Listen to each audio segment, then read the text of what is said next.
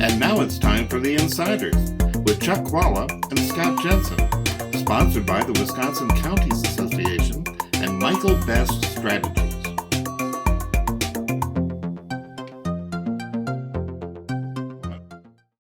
I'm Chuck Chvala, former Senate Majority Leader. And I'm Scott Jensen, former Assembly Speaker. We're the Insiders. So, Scott, we've got the budget introduced. The Republicans have dismissed it. Where are we headed now with the state budget? Well, I think the most likely answer is a rerun of the last two budgets, where Governor Evers put together a budget that had a huge liberal wish list that raised taxes, spent lots of money, sent it to the legislature. The legislature promptly set it aside, crafted a Republican budget. The governor threatened to veto it right up to the last day when he signed it, with just a few small partial vetoes. So I think that is the most likely answer for how this thing turns out. There are some who believe that the governor, now that he is unlikely probably to run again for office, could take the riskier approach, and I definitely think it's a riskier approach, and veto the whole budget. I just don't think that makes sense. You should, if someone sends you a document that has a bunch of wins and a bunch of losses, you should sign the wins, veto the losses and send it back, not veto the whole thing. But that's the threat that they have made in the past. If he does that, though, I think he will end up in a position where he is quite likely to face pressure from state and local governments, not state and local, from schools and local governments, to sign the budget, because they need that money that they're supposed to get for their fall votes before they set the property tax levies around the state. So I think the most likely answer is that once again, we're going to get a Republican budget. The governor will find his wins in there and celebrate them like some sort of tax cut. And that's the way it'll go forward. Let me give you an alternative view. One of the things that the Insiders have is the ability to look down the chessboard 4 or 5 moves. So let's look down the chessboard a little bit. The April election, I think we would agree, most likely will end up with a progressive winning, which means there'll be progressive majority. The next step down the chessboard, that means we're likely to see different maps that'll be on the board for 2024. Very competitive maps. If for some reason the Republicans want to continue to engage, as it appears they will, they do not seem to be learning, but they can engage in partisan shenanigans, they'll put a very partisan budget on Governor Evers' desk. Governor Evers is not up for election in 2024, and Republicans could be up in a very competitive environment in 2024.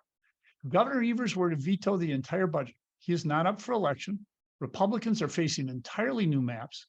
They will be, once they find out what the numbers look like, a little bit scared. And yes, Scott is absolutely right that there will be pressure from local governments and state governments and businesses to do something. And where will that pressure fall? It will fall on Republicans who are facing an angry electorate and a redistricted electorate, and they will want to do something to make this right. I think at that point, there could well be a negotiation about a more bipartisan budget that isn't just throwing Governor Evers' budget away.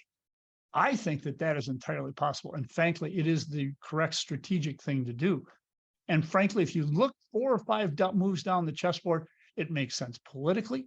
It makes sense from a policy standpoint for both the governor and Democrats. And frankly, it makes sense for the people of Wisconsin. They don't like this partisanship.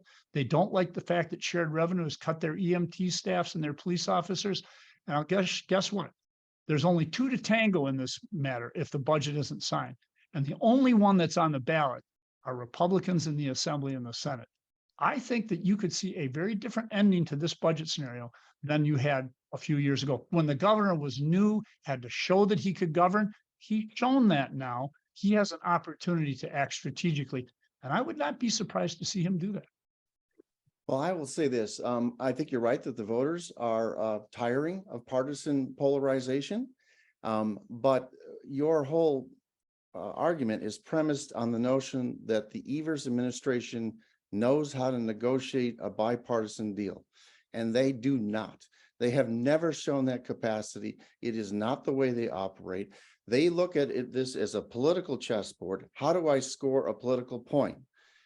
If they were trying to do things in a bipartisan fashion, they'd be working a little harder with the Republicans to try to resolve this issue about local government funding. Hopefully they're close on something like that. The governor wouldn't have announced on his own the Brewers ballpark deal. That's not the way you get that stuff done. You get people to buy in before you announce something like that. And he could have gotten Republican buy-in on that. So they have not shown any capacity at the staff level to negotiate a deal. Name one. They have not done that. They prefer to win the political argument in the newspapers and just move on. It was good enough for re-election. And I think they're just going to continue to go do that. Just so that I can channel the governor's office for a little while here. I think they would say that is engaging from the Republican side in projection. That is exactly what the Republicans do. Throw out the entire governor's budget, accuse him of being some partisan person when everybody knows Tony Evers is the nicest guy in the world and wants to get this done, and then go off and do that. If I were the governor, I wouldn't have any discussions with the Republicans until after the April election. And then I'd say, do you guys recognize that the political world has changed, or don't you? And if you don't, proceed. If you do, let's work together. That's the discussion that should be had. And I believe that the governor's people, they've been in this office now for 4.5 years. I think they're figuring this out. Interesting to see what they do. But there are definitely moves on the political chessboard, which I don't think the Republicans have figured out. And I think the governor's office, all they have to do is wait until after the April election and move from there. Well, as always, the budget is the biggest battle of the 2-year cycle and the most interesting. So we'll be talking about this one again. See you next time. Listening to The Insiders with Chuck Chvala and Scott Jensen, sponsored by the Wisconsin Counties Association and Michael Best Strategies.